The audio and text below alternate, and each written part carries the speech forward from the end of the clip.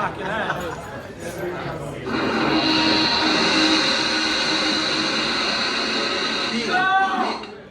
Shall we see what's on the wireless? Open this place up, everybody! Come on, open it up! Open it up! Fucking boss harder than when 50 caliber are on! Come on! Come on! Can we get that a little bit louder? We're meant to... Damn it. Watch his camera, watch his camera, watch his camera. Keep moshing! It's a comedy set, but crowd kill during the comedy. So you can't really hear that, can you? I thought I was going to do... Right, wait a second, here we go. Woo! Ding! It's a shotgun. Keep going, everyone. Right. Here we go with the first joke. Two-step. Open this. Stage dive. I want to see 18 stage dives. 18 stage dive. Come on, everyone. Oh, there's a good one. There's some more. And there's some more.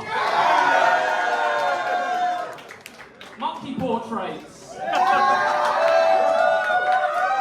In the 101 books to read before you die.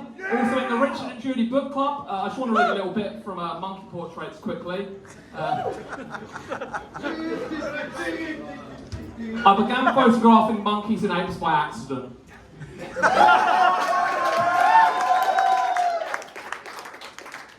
Two-step.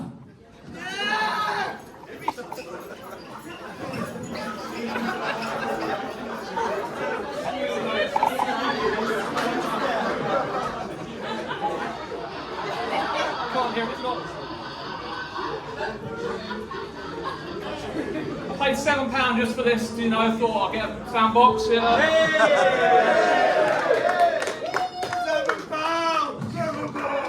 So hello everyone, I'm Luke Poulton.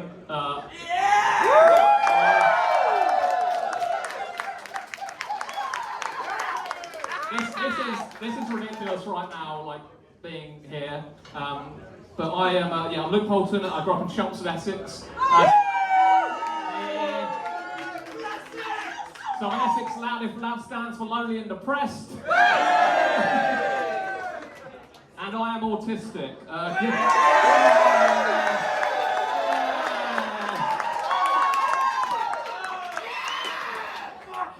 Give me a cheer if you know what autism is. Okay, good. Because one time this guy came up to me after a gig and said, "I thought you were saying artistic the whole time." Must have been a very different set for him. So being autistic and being into hardcore, people say, "Oh, you know, you don't like going out into the outside world and being in crowds or seeing bright lights or loud noises. But being in a room where you may get kicked in the head or punched in the head, brilliant. Yeah! Love it. Two-step, two-step. Go on, open this up. Side to side, side to side. I was hoping no one would get injured, John. We've already had a fall. So yeah, been into hardcore for, I've been doing hardcore shows for 19 years. 19 years. This is also my last comedy show. And make this someone's last show. Crowd kill! I just want to do a quick cover of Bunt 'Em Out, Bloodsucker Part 2, just to open a bit. So here we go, we got dun dun dun dun. Dun dun dun dun. Dun dun dun dun. Alberta! I just have to get that out there.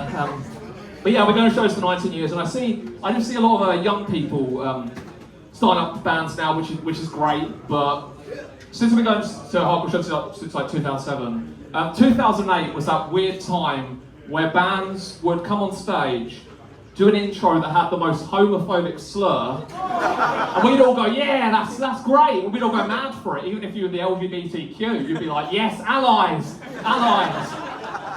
2008 also had some of the best EPs. We had Promo 2008, 2008 Promo, 2-track Promo, 3-track Promo.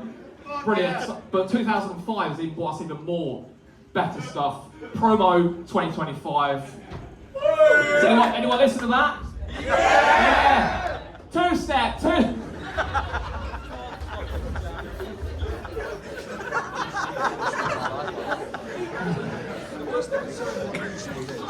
So with hardcore as well, autistic people, we have this thing called stimming, where we move our hands in certain ways, or rock back and forth when we're either anxious or happy about something. But what I will say is hardcore dancing is my stimming. All right, that's my thing. We all love to admit that's my thing. But I don't see many, autistic bands. We've got straight edge bands, we've got LBU, we've got SKC, we've got EBD, we've got H8000, we have IBS,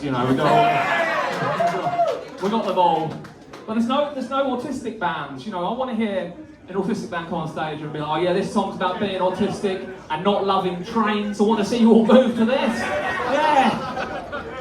I want to hear, oh, this song's about being autistic and getting a new special interest this week and you loving it, but everyone else thinks you're weird for that special interest. Move! And also I want to hear, oh, this song's about being autistic and your new safe food now being not your safe food anymore and now you hate it. Alright, that's what I want to hear. Side to side! I'm having too much fun, alright? You got me for 10 more minutes, alright? And Not long enough! now I'm going to give you the, who wants to hear this one more time? Yeah! Alright, here we go. Hey up, Romick. Shall we see what's on on the the wires? Mosh! There's mosh for this!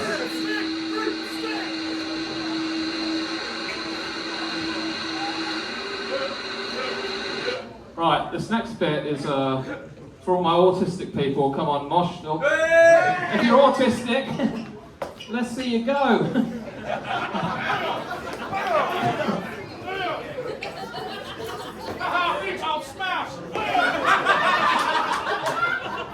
You had to say it, didn't you? You had to bring it in here. I've heard my slurs, damn it!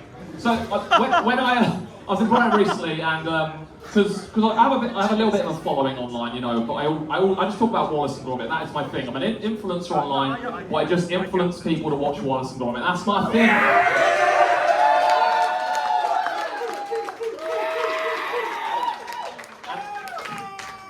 And recently, I was in Brighton, and this guy came up to me and was like, "Oh, you Veganluke?" And I was like, "Yeah." He was like, "Oh, I bought a ticket for your last ever show."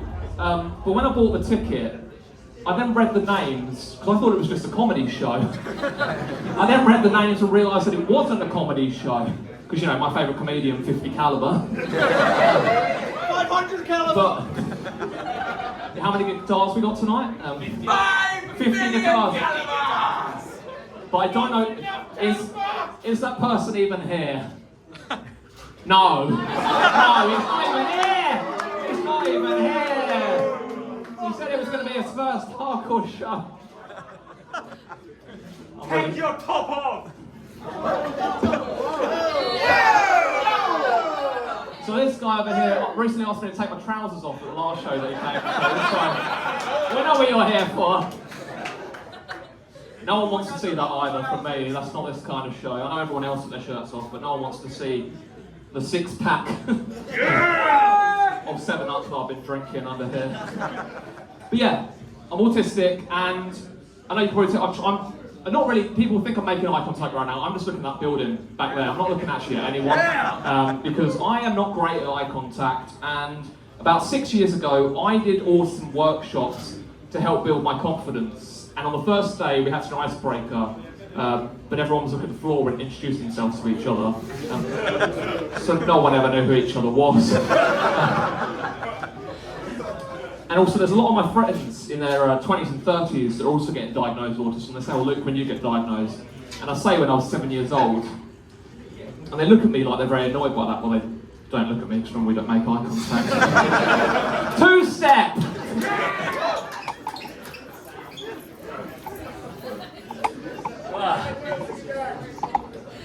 But I know I was saying there's not that many autistic hardcore bands, but then I remembered there's a lot of bands that do songs about Warhammer. So maybe they're all autistic. I can hope. But yeah, the first job that I ever had was a postman, and postman do not side to side. Postman do not go hand in hand. Autism and postman do not go hand in hand. When I would knock on someone's front door, I would say, "You missus," and then I'd look up and they say, "Do I look like a missus?" Because I didn't look at their feet the whole time. But the thing that I would do is, you know when you get a parcel, you get a slip post at the front door and says your parcel's been taken back to the depot. So what I used to do is put the parcel behind a plant pot, post the slip, walk away and think, nope, that's in the wrong place, move it to another place, post to another slip, walk away and think, nope, that's still in the wrong place, put it behind another plant pot, post the slip, and by the end of it, this person had 6 slips to their front door and it was now a scavenger hunt to find out where their parcel really was. But after doing that, I went in I actually worked in a supermarket for a bit. Who else here has worked in a supermarket? Yay! What supermarket did you work in? So you work, okay, did we say Sainsbury's? Iceland? Did anyone work in Morrison's? Budgeons. Anyone work in Budgeons? Where's that? Big up Budgeons. Right. I worked in Summerfield first. Summerfield, everyone remember Summerfield? R.I.P. Side to side, Summerfield. I love that you're doing these lights as well. I'm loving that. That is perfect. Please keep doing that.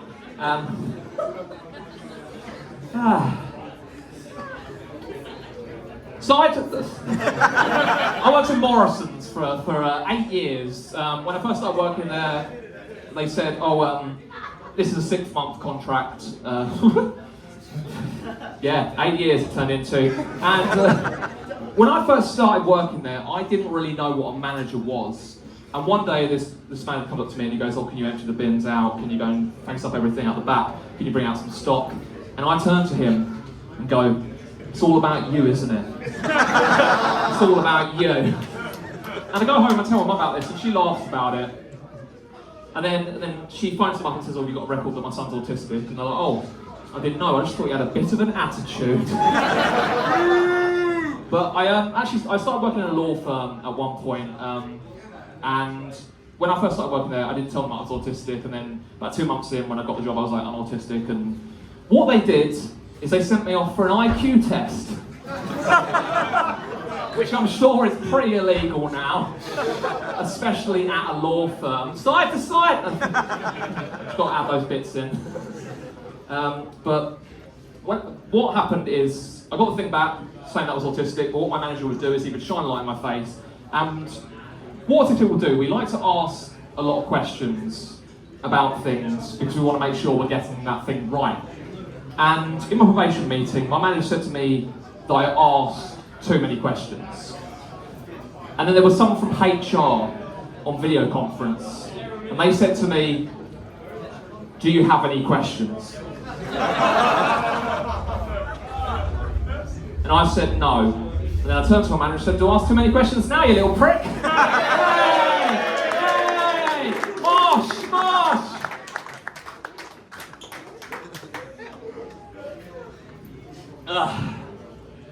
But now I do work in a law firm, and what's weird is when I first started working, I work in another law firm, and when I got there, they were like, we already know about autism, we already searched it up, and when that happens, I'm expecting a prank show to jump through the wall and be like, nah, we got you, mate. Here are some headphones to just scream at you. You can't have those noise cancelling ones, and we're going to turn up the lights very, very bright, and we're going to squash people next to you. That's what we're going to do. Telling my dad I'm bisexual was easier than telling him I was going vegan. When I told him I was going vegan, he said, what am I going to tell the family? What am I going to buy you when I go shopping? And there's nothing wrong with a bit of meat. When I told him I'm bisexual, he said, fair enough, there's nothing wrong with a bit of meat.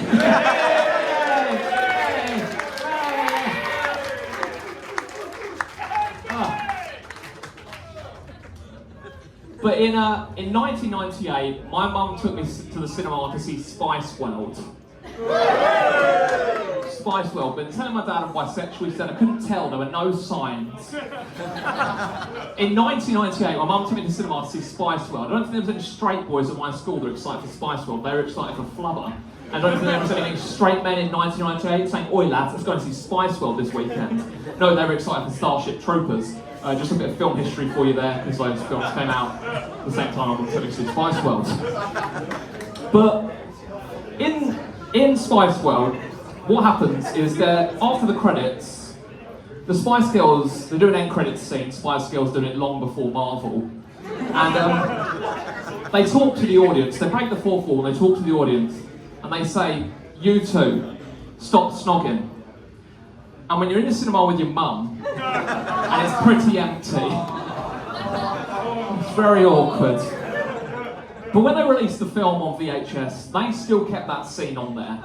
And all I could think is there's a lonely man at home watching the film, gets to the credits scene, and they say, you two, stop snogging. And he looks around the room and he says, who are they talking to? With the name and said, you two, stop snogging. And he runs out the house and he goes up to members of the public and says, what did they mean when he said, you two, stop snogging? And members of the public run away from him because they have no idea what he's talking about. And for the next few years, this stays on his mind. Every single time he tries to drop to sleep at night, he wakes himself up by saying, what did they mean when he said, you two, stop snogging? And every single time he meets up with his friends, he doesn't say hello, he says, what did they mean when he said, you two, stop snogging? He loses all his mates, so he starts trying to go to parties to make new friends, but the only conversation he can have is, what did they mean when he said, you two, stop snogging? And he starts trying to go on dates, but the only conversation he can have at the start of the date is, what did they mean when they said, you two, stop snogging? And he loses his job at the call centre, because every single time he would call up someone, he'd say, what did they mean when they said, you two, stop snogging? And it gets too much for him, and he tries to end it all. Before he tries to end it all, he says, what did they mean when they said, you two, stop snogging? And he blacks out, and he wakes up in a hospital bed. There's a nurse at the side of the bed. She says, finally, you're awake. You've been in here for 6 months. And your family, they came on the first night, but they've never come back, because even you're in your sleep. Most people don't normally sleep when they're in comas, but you kept saying, what did they mean when they said, you two, stop snogging? I'm the only nurse that stuck around, because all the other doctor nurses couldn't deal with you saying that. What did you mean when you said that? He said, I didn't mean anything, nothing. She says, would you like me to put on the TV for you? He says, yes, please. Spice World is playing on the TV. It's at the credits scene. And they say, you two, stop snogging. The nurse turns to the man in the bed and says, what did they mean when they said, you two, stop snogging? And he says, finally, the Spice World curse has been taken off of me. And the only way you can get that curse taken off of you is by showing that scene to someone else. Right, we have one more mosh, everyone. I want to see you moshing loads for this part.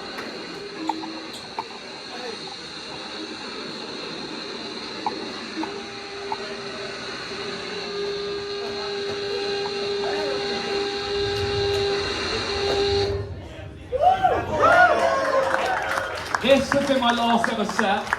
Thanks so much to Cut and Run for letting me do this. I've been coming to Cut and Run shows since the start, pretty much since the start they did it.